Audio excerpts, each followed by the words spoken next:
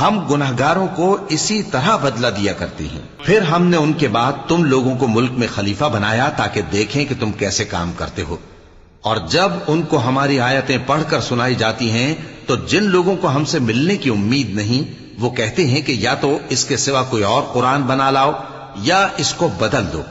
کہہ دو کہ مجھ کو اختیار نہیں ہے کہ اسے اپنی طرف سے بدل دوں، میں تو اسی حکم کا تابع ہوں جو میری طرف آتا ہے۔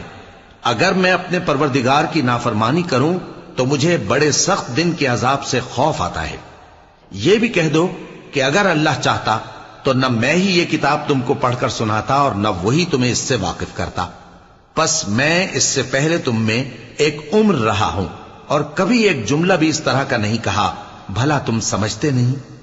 تو اس سے بڑھ کر ظالم کون ہوگا جو اللہ پر جھوٹ باندھے یا اس کی آیتوں کو جھٹلائے؟ بے شک گنہگار فلاح